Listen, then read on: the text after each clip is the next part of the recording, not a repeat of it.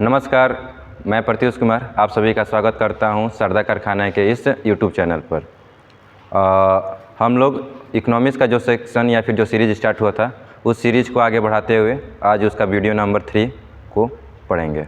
ठीक है, बिना टाइम को व्यस्त किए या फिर ख़राब किए हुए हम लोग स्टार्ट करते हैं। ठीक है, भारतीय अर्थव्यवस्था का जो हम लोग का वीडियो है वो 3 नंबर है। पहला हम लोग का क्वेश्चन आता है कि अल्प विकसित देशों में गरीबी का मुख्य कारण क्या है। अल्प विकसित देशों में गरीबी का मुख्य कारण क्या है, इसको 4 ऑप्शन दिए गए हैं। पहला ऑप्शन है स्वैच्छिक निष्क्रियता, दूसरा है आय में असमानता, तीसरा है सांस्कृतिक गतिविधियों का अभाव और चौथा है लोगों में बुद्धि का अभाव। क्वेश्चन हम लोग का ये है कि अल्प विकसित देशों में गरीबी का मुख्य कारण क्या है। उसके 4 ऑप्शन दिए गए हैं। पहला आपका ऑप्शन ये है स्वैच्छिक निष्क्रियता, दूसरा है आय में असमानता, तीसरा है सांस्कृतिक गतिविधियों का अभाव और चौथा है लोगों में बुद्धि का अभाव। ठीक है, इसका जो हम लोग का राइट आंसर होगा वो हम लोग का होगा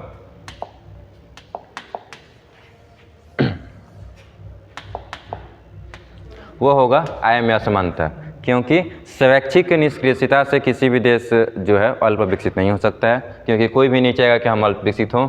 दूसरा है कि सांस्कृतिक गतिविधियों के अभाव में भी कोई भी देश अल्प विकसित नहीं हो सकता है, क्योंकि संस्कृति हमारी प्राचीन से होती हुई आती है। ठीक है, अगला जो है लोगों की बुद्धि का अभाव, क्योंकि लोगों में बुद्धि के अभाव से सिर्फ विकास रुक सकता है, न कि वो विकसित होने से रुक सकता है। ठीक है, तो हम लोग का पहला क्वेश्चन का आंसर है कि अल्प विकसित देशों में गरीबी का मुख्य कारण क्या है, तो आय में असमानता। ठीक है, अगले क्वेश्चन की ओर हम लोग चला जाए। अगला क्वेश्चन हम लोग का आता है कि भारत में, अगला क्वेश्चन है कि भारत में निर्धनता के स्तर का आकलन किया जाता है। ठीक है, भारत में जो हम लोग का निर्धनता होती है, जो हम लोग की गरीबी है, उसकी आकलन हम लोग कैसे करते हैं। ठीक है, इसके 3 हम लोग के 4 ऑप्शन दिए गए हैं। पहला दिया गया है विभिन्न राज्यों में प्रति व्यक्ति आय के आधार पर, जो हम लोग का पर कैपिटा इनकम है। ठीक है, उसके आधार पर। दूसरा है परिवार के औसत आय के आधार पर, जो हम लोग का फैमिली का जो इनकम है उसके आधार पर। तीसरा हम लोग का है भोग व्यय के आधार पर। चौथा है देश की मलिन बस्तियों के आधार पर। ठीक है, आखिर जो हम लोग का भारत में निर्धनता का स्तर का आकलन किया जाता है वो किसके आधार पर किया जाता है।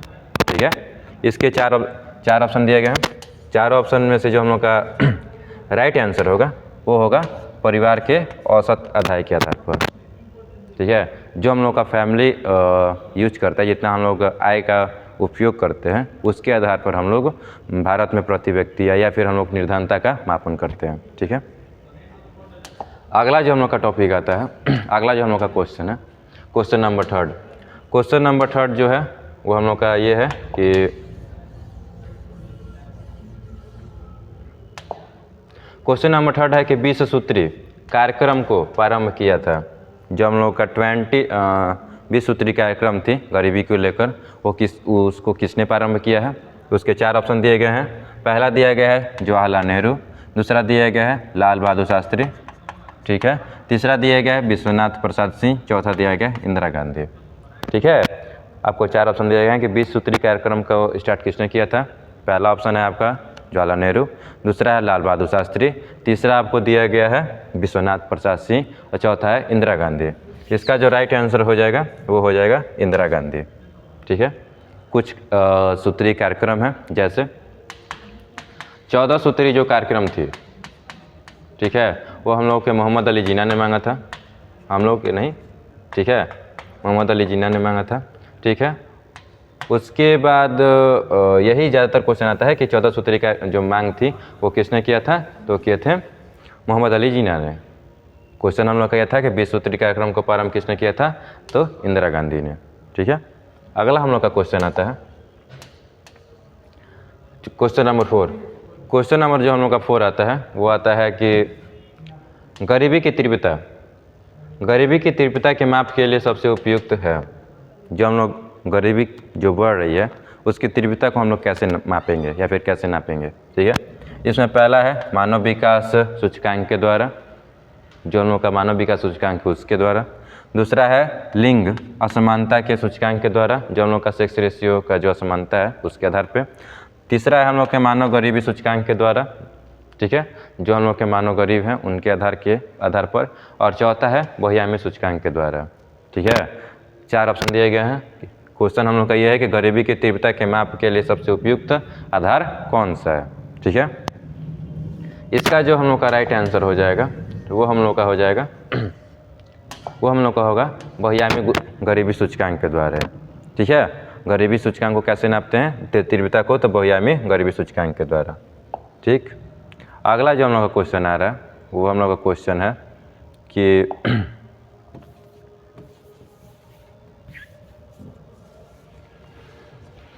क्वेश्चन है कि बहुआयामी निर्धनता सूचकांक में सम्मिलित किया जाता है। जो हम लोग बहुआयामी गरीबी सूचकांक को निकालते हैं तो उसमें कौन कौन सा हम लोग क्षेत्रों को देखते हैं कि उस क्षेत्रों में लोग गरीब हैं या फिर उसमें उनकी पहुंच नहीं हो पा रही है, ठीक है। इसमें 3 ऑप्शन दिए गए हैं, ठीक है। 3 इसलिए क्योंकि चौथा इनमें से सभी है। पहला ये है स्वास्थ्य, दूसरा है शिक्षा, तीसरा है जीवन स्तर, ठीक है। इनमें से किस क्षेत्र को हम लोग बहुआयामी गरीबी सूचकांक में सम्मिलित करते हैं, ठीक है, ठीक है। तो इसका जो हम लोग का आंसर होगा स्वास्थ्य भी होगा, क्योंकि हम लोग बहुआयामी निर्धनता सूचकांक में स्वास्थ्य को भी देखते हैं। दूसरा हम लोग शिक्षा को भी देखते हैं, एजुकेशन, ठीक है। और तीसरा हम लोग जीवन के स्तर को भी देखते हैं, ठीक है। इन तीनों को देखने के बाद जो हम लोग का आंसर हो जाएगा वो हो जाएगा इनमें से सभी, ठीक है।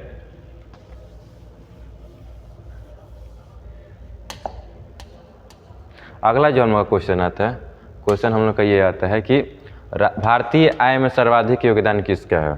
जो नेशनल इनकम है, इंडियन नेशनल इनकम, उसमें सर्वाधिक योगदान किस क्षेत्र का है, ठीक है। इसमें पहला ऑप्शन है कृषि क्षेत्र का, दूसरा है विनिर्माण क्षेत्र का, तीसरा है व्यापार क्षेत्र का और चौथा है बैंकिंग क्षेत्र का, ठीक है। क्वेश्चन हम लोग का ये है कि भारतीय इकोनॉमिक में कौन से क्षेत्र का सबसे ज़्यादा योगदान है, ठीक है। 4 ऑप्शन दिए गए हैं, कृषि क्षेत्र, विनिर्माण क्षेत्र, व्यापार क्षेत्र और बैंकिंग क्षेत्र। इसमें जो हम लोग का आंसर हो जाएगा वो हो जाएगा बैंकिंग क्षेत्र, क्योंकि जैसे जैसे कोई भी देश विकसित होता है उसका टर्सरी सेक्टर अर्थात जो हम लोग का सेकंड सेक्टर, टर्सरी सेक्टर, तृतीयक क्षेत्र जो होता है वो ज़्यादा विकास करता है। जो हम लोग का फर्स्ट सेक्टर होता है उसमें हम लोग का एग्रीकल्चर आता है, ठीक है। सेकेंडरी जो सेक्टर आता है उसमें मैन्युफैक्चरिंग आता है और टर्सरी जो सेक्टर होता है उसमें हम लोग का बैंकिंग, उसके बाद ट्रांसपोर्ट, उसके बाद एजुकेशन सब इसी में आ जाएगा, ठीक है। तो ऐसा है कि भारतीय आय में सर्वाधिक योगदान किसका है, तो हो जाएगा बैंकिंग का। और इसी के साथ देख लिया जाए तो जो हम लोग का जब देश आज़ाद हुआ था, जब देश हम लोग का आज़ाद हुआ था उस समय अगर सबसे ज़्यादा किसी का योगदान था हमारे इकोनॉमिक में तो वो था हम लोग का कृषि क्षेत्र का, ठीक है। उसके बाद विनिर्माण जो क्षेत्र है आप लोग को पता है कौन से सेक्टर में आता है, तो ये सेकेंडरी सेक्टर में आता है। और व्यापार जो हम लोग का है बिजनेस, वो भी हम लोग का सेकेंड एवं थर्ड के दोनों के बीच में होता है, ठीक है। अगला क्वेश्चन नंबर 7। क्वेश्चन नंबर 7 हम लोग का ये कर रहा है, क्वेश्चन ये है कि भारत में राष्ट्रीय आय का मुख्य स्रोत क्या है। क्वेश्चन ये है कि भारत में राष्ट्रीय आय का मुख्य स्रोत क्या है, ठीक है। उसके ऑप्शन दिए गए हैं, पहला दिया गया है कृषि क्षेत्र, दूसरा सेवा क्षेत्र, तीसरा उद्योग क्षेत्र, चौथा व्यापार क्षेत्र, ठीक है। 4 ऑप्शन दिए गए हैं। भारत में भारतीय अर्थव्यवस्था का मुख्य स्रोत क्या है, इसके 4 ऑप्शन है कृषि क्षेत्र, विनिर्माण क्षेत्र, उसके बाद हम लोग का हो जाएगा व्यापार क्षेत्र और बैंकिंग क्षेत्र। इसमें जो हो जाएगा हम लोग का आंसर वो हो जाएगा हम लोग का सेवा क्षेत्र, जो हम लोग का टर्सरी सेक्टर आता है, तृतीय क्षेत्र, उसी को हम लोग सेवा क्षेत्र भी कहते हैं। क्योंकि फर्स्ट जो होता है हम लोग का रॉ मटेरियल्स होता है, सेकेंड जो होता है मैन्युफैक्चरिंग उसको बनाया जाता है और तृतीय जो क्षेत्र होता है वो हमारे घरों तक उसको सामानों को उपलब्ध कराता है, ठीक है। अगला जो हम लोग का क्वेश्चन आता है क्वेश्चन नंबर 8। क्वेश्चन नंबर 8 हम लोग का है कि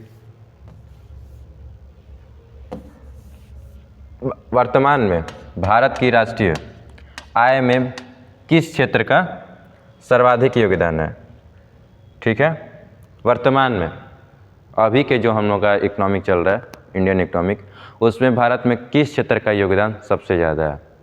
पहला है आपका कृषि क्षेत्र, उद्योग क्षेत्र दूसरा, तीसरा अवस्थापना, चौथा है सेवाएं। आप सभी को पता होगा कृषि कौन से क्षेत्र में आता है? प्राइमरी में। उद्योग किस में आता है?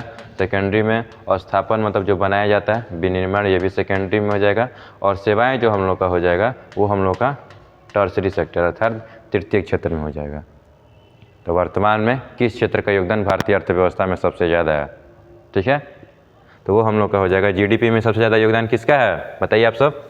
तो ये हम लोग का हो जाएगा सेवा क्षेत्र। सेवा क्षेत्र में हम लोग का आता है कौन कौन सा? ट्रांसपोर्ट, बैंकिंग, ठीक है, वो हम लोग का है। अगला जो हम लोग क्वेश्चन आ रहा है, अगला क्वेश्चन नंबर हम लोग का 9 है। 9 नंबर क्वेश्चन हम लोग का कहता है कि जैसे जैसे अर्थव्यवस्था विकसित होती है राष्ट्रीय आय में तृतीय क्षेत्र का क्या योगदान कैसे होता है? जैसे जैसे अर्थव्यवस्था विकसित होती है राष्ट्रीय आय में तृतीय क्षेत्र का योगदान क्या होता है? ठीक है, 4 ऑप्शन दिए गए हैं। पहले घटता है, मतलब पहले घटता है उसके बाद बढ़ता है, पहला है। दूसरा है कि बढ़ता है तत्पश्चात घटता है, मतलब पहले बढ़ता है उसके बाद वो घटता है, दूसरा ऑप्शन है। तीसरा है कि बढ़ता जाता है, मतलब बढ़ता ही जाता है। और चौथा है कि घटते जाता है। ठीक है, क्वेश्चन है जैसे जैसे किसी भी अर्थव्यवस्था में जो वो विकसित हो रही है तो उसमें टर्सरी सेक्टर अर्थात तृतीय क्षेत्र का योगदान क्या होता है? ठीक है, तो इसमें हम लोग का आंसर हो जाएगा, वो हो जाएगा कि क्या, वो हो जाएगा बढ़ता जाता है।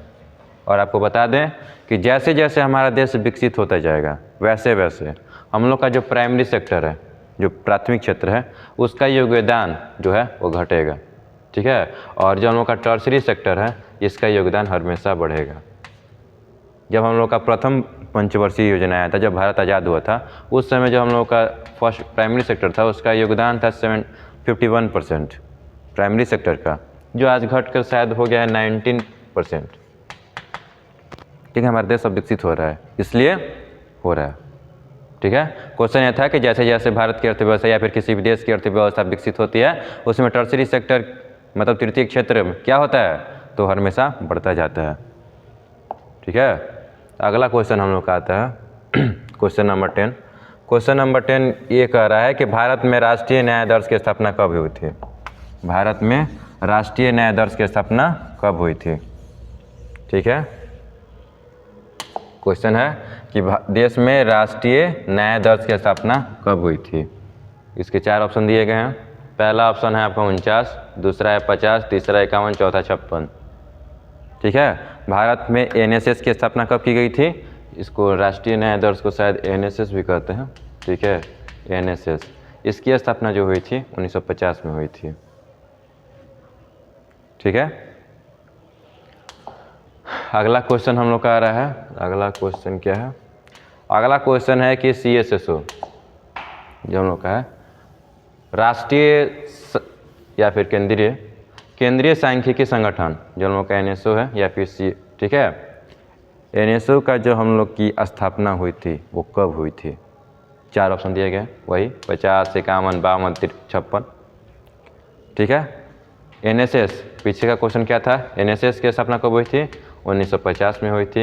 ये हम लोग का है NSO की स्थापना कब हुई थी? तो 1951 में हुई थी। इसमें राइट ऑप्शन क्या है? 1951। ठीक है, पिछला क्वेश्चन था NSS से, ये वाला क्वेश्चन है NSO से। ठीक है, अगला क्वेश्चन हम लोग का आ रहा है क्वेश्चन नंबर 12। क्वेश्चन नंबर 12 क्या कह रहा है?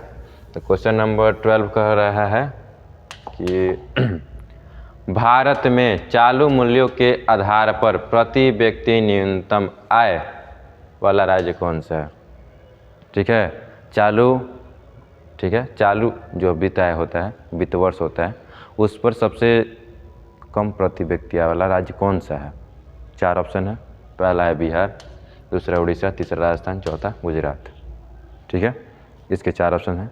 पहला बिहार, गुजरात, राजस्थान, उड़ीसा। इसका जो राइट आंसर हो जाएगा वो हो जाएगा बिहार, क्योंकि बिहार का जो राष्ट्रीय आय है वो बिहार में जो प्रति व्यक्ति आय है वो बहुत कम है। ठीक है, वो किस पे? तो चालू मूल्यों के आधार पर। और इसको कब से लेते हैं? तो 2011 पर, 2011-12 के आधार पर। क्योंकि जो हम लोग अपना जीडीपी का गणना करते हैं दो आधार पे करते हैं, एक करते हैं स्थिर मूल्य पर, एक करते हैं चालू मूल्य पर। ठीक है, अगला क्वेश्चन आता है क्वेश्चन नंबर 13। क्वेश्चन नंबर जो 13 है वो कहता है कि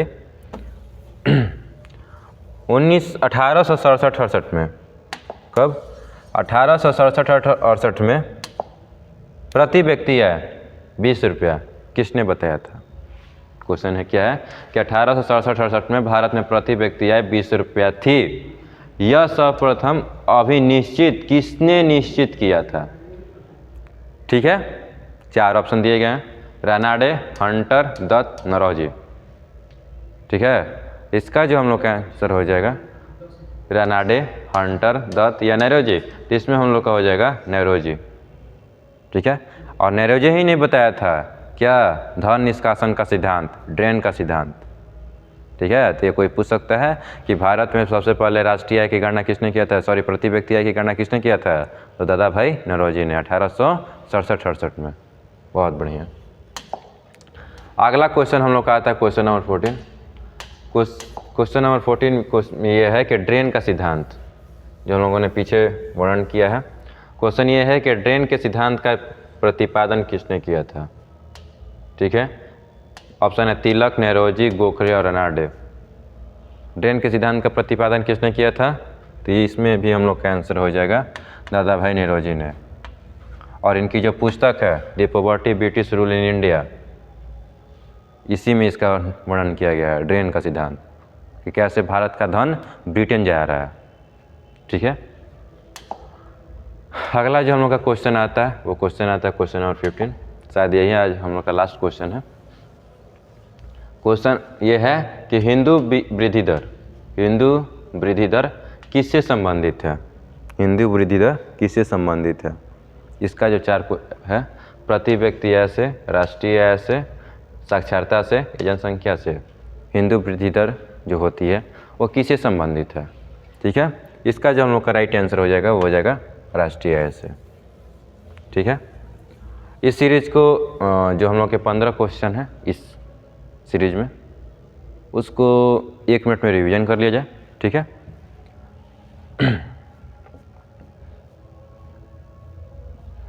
जल्दी से। पहला क्वेश्चन यह है कि अल्प विकसित देशों में गरीबी का मुख्य कारण क्या है? तो ये हो जाएगा आय में असमानता। ठीक है, दूसरा है कि भारत में निर्धनता के स्तर का आकलन कौन करता है? तो परिवार की औसत आय के आधार पर, दूसरा का 2। ठीक है, तीसरा है कि 20 सूत्री कार्यक्रम का प्रारंभ किसने किया था? इंदिरा गांधी ने किया था, सभी ने ठीक किया है। उसके बाद गरीबी की तीव्रता का के लिए किसको मापा जाता है या फिर कैसे मापा जाता है? तो बहुआयामी गरीबी सूचकांक से नापा जाता है।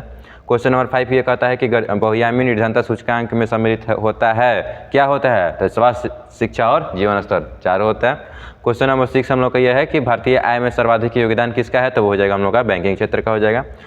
क्वेश्चन नंबर 7 कहता है कि भारत में राष्ट्रीय आय का मुख्य स्रोत क्या है? तो वो हो जाएगा हम लोग का सेवा क्षेत्र हो जाएगा। उसका वर्तमान में भारत का राष्ट्रीय आय में किस क्षेत्र का योगदान सर्वाधिक है? तो वो हो जाएगा हम लोगों का सेवा क्षेत्र हो जाएगा। उसके बाद क्वेश्चन नंबर 9, जैसे जैसे अर्थव्यवस्था विकसित हो जाती है राष्ट्रीय आय में तृतीय क्षेत्र का योगदान बढ़ता जाता है। क्वेश्चन नंबर 9 हो गया। क्वेश्चन नंबर 10 होता है कि देश में राष्ट्रीय न्याय आयोग की स्थापना कब हुई थी? तो 1950 में। एनएसएस की स्थापना 1950 में। एनएसओ की स्थापना जल्दी 1951 में की गई थी। उसके बाद भारत में चालू मूल्यों पर प्रति व्यक्ति न्यूनतम आय सबसे कम किसका है? तो बिहार का हो जाएगा। इस साल भी है जो आया था हम लोग का इकोनॉमी आर्थिक समीक्षा। और उसके बाद 1867-68 में भारत में प्रति व्यक्ति आय 20 रुपये था, किसने बताया था? तो नरौजी ने बताया था। उसके बाद ड्रेन का सिद्धांत किसने दिया था? तो दादा भाई नरौजी ने दिया था। और हिंदू वृद्धि दर किससे संबंधित है? तो ये हम लोग का हो जाएगा किससे? जल्दी कमेंट में, राष्ट्रीय आय से। इसी के साथ आज का जो हम लोग का इकोनॉमी का सीरीज है वो समाप्त होता है। कैसा वीडियो लगा कमेंट में ज़रूर बताएं। इसी के साथ शारदा भवन आपको थैंक यू, धन्यवाद।